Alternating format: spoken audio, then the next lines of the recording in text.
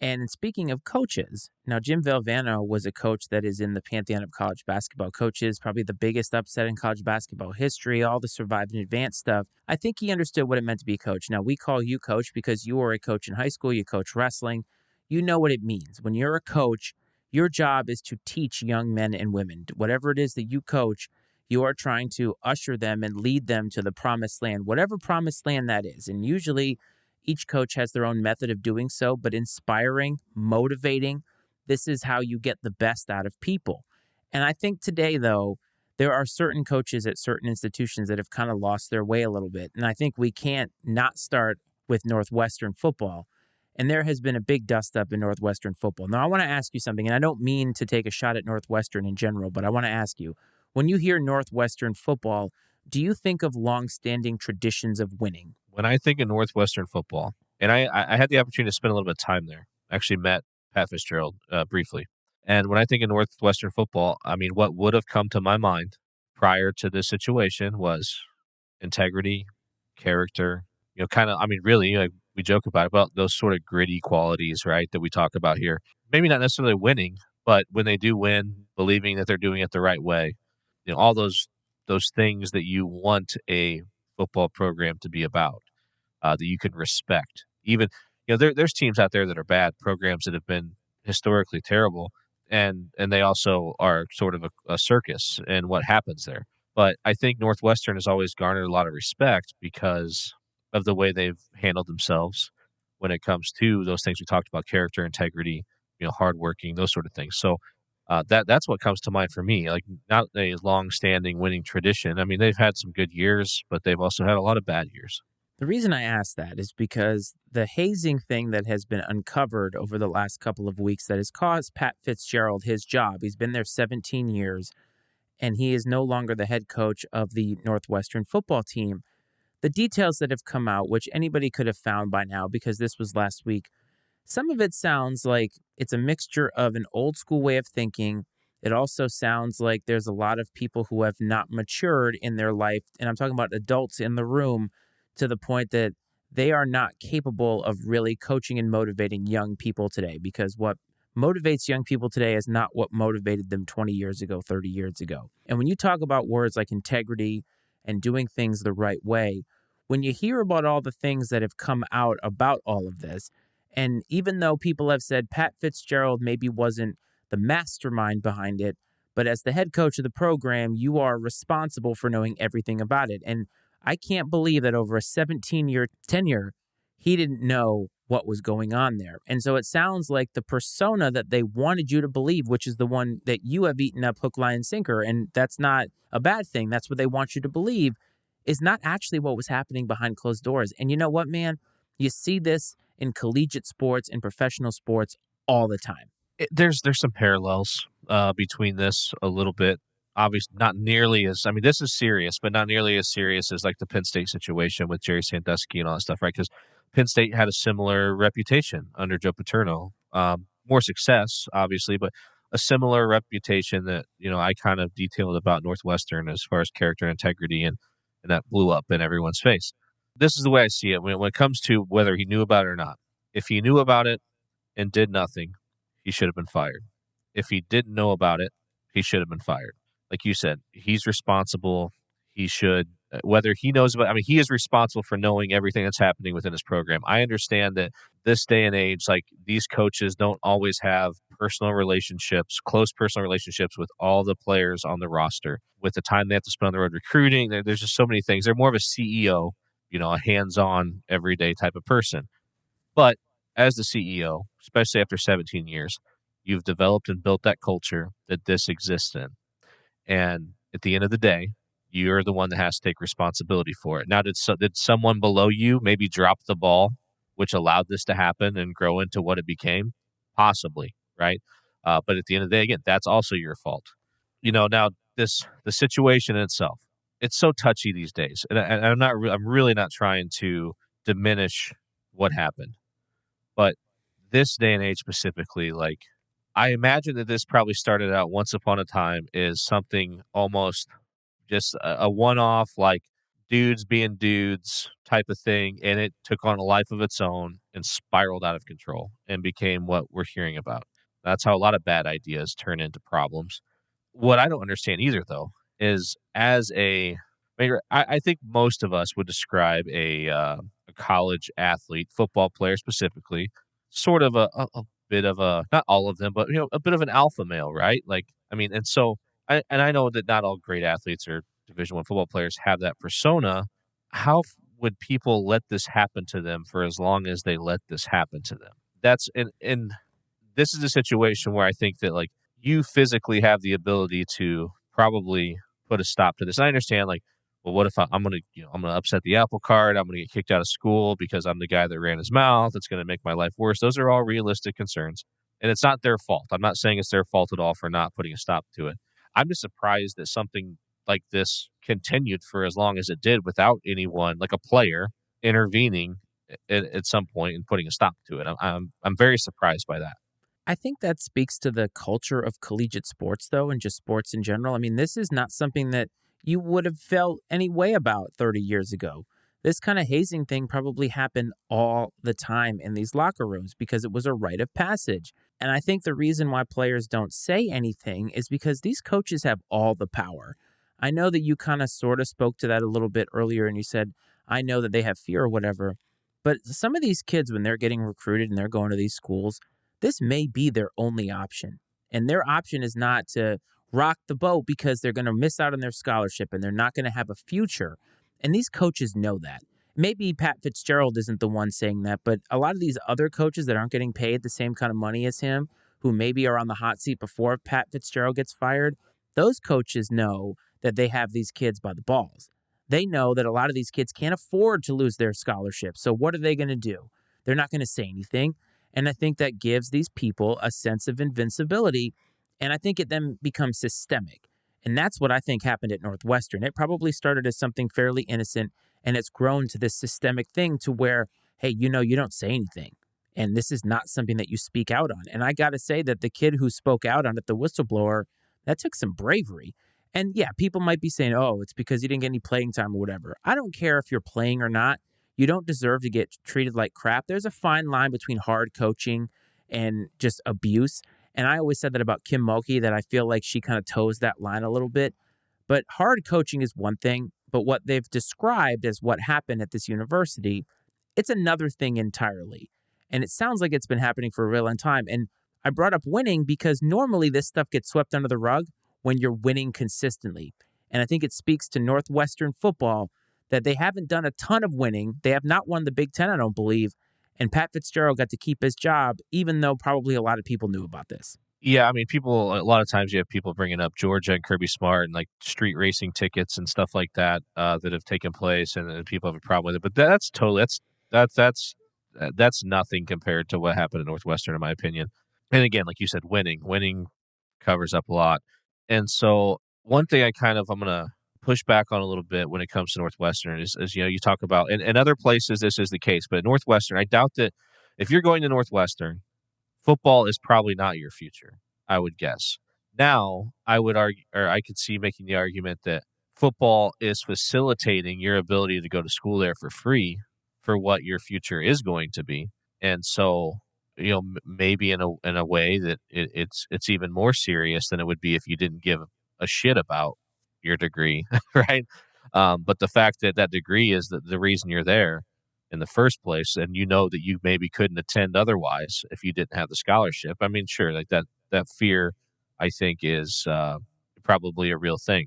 But let's shine a light where it needs to be shown, whatever the word is, on the student journalist, the student newspaper at Northwestern that wrote this article. Not only one, I mean, it takes some stones, first of all. I mean, and you could say also that this is shining. I mean, you're shining the spotlight here on what really should be the bright spot, the focal point of Northwestern University, right? I mean, maybe you're showing them what the real strength of Northwestern University is, and it's not the football program, right? It's what they have going on academically, and a lot of that, we've talked about it before. A lot of that gets lost, right, behind all this the winning. And I do think it's important to give credit where credit's due as far as when it comes to bravery and putting their what they've learned and their skills on display in I don't know what you'd call it. I mean, just like I said, a very brave way. I mean, I don't know what other word to use. I mean, it's just a very brave thing to do. And and I think that it's one of those deals, and maybe they already knew they had the support of certain people before this thing got published. Even so, you don't know what's going to happen. You don't know what the blowback's going to be, especially in this day and age with deep pocketed boosters. You know, who knows what the consequences of something like that could be. And just because they have support of people within the newspaper, it doesn't mean they have the support from people in the football program. Obviously, their sources, they have support from them because they have to get this information somehow. But, coach, this is real journalism. And we're far away from where we are with this to the point that now sports media is argument television. First Take has taken over television, and I think it's a dumb concept. Like, I can't stand First Take, but it's what people watch because it's catering to a lot of people who maybe aren't thinking in the same way that these journalists are, these kids at this school. Now, again, scholarships are on the line. These kids that are publishing this article, you're right. There's somebody at that university, if they wanted to, who could make their life a living hell and make sure that they don't go anywhere at that university. That fear isn't just for the football players. It's extended to anybody who is going to come out with this story because let's face it, man, Northwestern football doesn't have to win a lot of football games to make that university a lot of money. And so there are people who are making decisions at that university who knew stuff like this was happening and were just making sure that it got swept under the rug. I'm not saying it's this big scandal all the way up to the president. I'm just saying, like, a lot of people had to know about this. You can't keep this under wraps for how long? I mean, Jesus, Rick Pitino was having escorts coming through and he wasn't even around that long. They weren't even coming around that long because how can you keep that a secret? So all this kind of stuff, people are eventually going to talk about it. And you talked about Jerry Sandusky. That is such an outlier because that would never go on as long as it went on today. And I just think it's a far cry from where journalism is with what these kids did, but I'm glad that they did it because I think that it needed to be exposed. And you're 100% right. That's the positive spin. This is what those kids are at school for, and they did a great job with it. And I'm glad whoever it is that let them publish that article did because it has exposed the football program for what it is. And it's funny. Remember last year we made fun of Scott Frost because he talked about how his kids had to puke 3 times a practice and they were, 2-9 the previous season? And this is kind of the same thing, man. Like, I know Pat Fitzgerald gets a lot of praise because of how he handled himself. He does things the old school way. Well, very clearly, he doesn't embody all of that because he doesn't seem to embody some of the things that I think we all wanted him to embody. Just my opinion. Do you think that words like character and integrity have evolved in their definition over time? I don't think people know what they mean anymore. When you say somebody has integrity, when I think of integrity, I think to myself, that's somebody that I can trust. It's somebody that I can count on, rely on, that when they tell me something, they tell me they're going to do something, right? That they believe it, that they're going to do it. And I think having character, when you look at how people treat other people, I don't think of somebody's character as how much money they have or whatever. I think of it as when I watch how they treat the women in their life, how do they treat their kids? Are they nice people when you go out? Like, I judge people's characters when they don't hold the door open for somebody behind them and they just let it slam in your face. And you're like, you can't have good character. And I think today, when people say integrity, I think they misalign it with something of somebody has integrity because they continue to do something that benefits me, right? Or my path forward. Having integrity has nothing to do with what somebody can do for you. It's just something that you should have to be a good, decent human being. And those are good points. And I'm sitting here, I'm thinking in my own head as you're talking. I'm like, you know what? Like I made that determination about what I thought about Pat Fitzgerald based off of things that he said, solely words that came out of his mouth. I'd never seen Pat Fitzgerald do shit other than stand in front of people and speak. And then, you see him on TV on Saturdays. You hear that old thing is like, character. To me, character is how you treat someone who can't help you, who can't do anything for you. Character is how you treat the janitor when you and the janitor are the only people in the building and there's no one else around to hear or see how you address them. Character is, it's the whole thing. Well, they say what self-discipline is what you do when no one's watching. Character is who you are when there's no one around to judge you on your actions. Obviously, I never saw Pat Fitzgerald in those moments. Just like I said, I'm literally just making this judgment of him based off the words I've come out of his mouth, and just think of how often we do that. And yeah, sure, that's literally all I'd have to go off of. I don't have any way to know more about the guy than that, and most of the country doesn't either.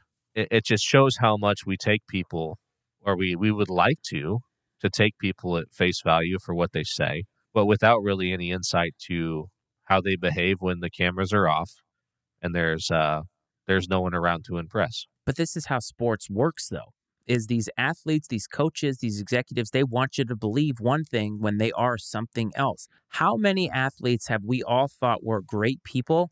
Turns out that they're not. How many people thought Tiger Woods was an upstanding individual? I'm not saying Tiger Woods is a bad dude, but what he did, all of that infidelity, that was far cry from the persona that he wanted you to believe was the case. This family guy, right? This clean cut guy. And that wasn't who he was, right? That's not the life that he was living behind closed doors. And I think that today you nailed it. I think too many people think about what can somebody do for me. Like, let's take this show, for instance. We're creeping up on 200 subscribers. Let's say that there was somebody on the horizon that we wanted to talk to that had 50 million subscribers. We wouldn't treat that person any differently than somebody that we meet on the street. Just because that person has something that we don't doesn't mean that we're going to do anything differently to them. We're going to treat them the same way that we normally would. And I always say that respect is earned. And if you go out of your way to disrespect me, you're probably not going to get any respect back from me. It's an earned quality. People who have character, people who have integrity, these types of things. To me, it's innate in humanity. And I think not enough people realize that these are traits that we need to be cultivating. We need to be grooming like any kind of muscle. It's easy to be a terrible person. Really, it is. It's really easy to be negative all the time. But to be kind to everybody, even if they can't help you out, and maybe you're in a time of need, those are the times when you can look at yourself in the mirror or in the camera and say, I'm doing the best that I can do. That's my goal every single day. Do I achieve it? No. Is Pat Fitzgerald the worst person in the world? No.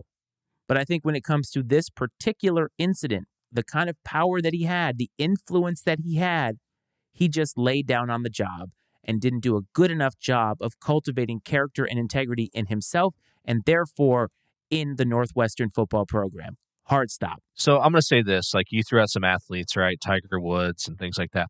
I've kind of said it before. I'll say it again. Like I view these situations differently.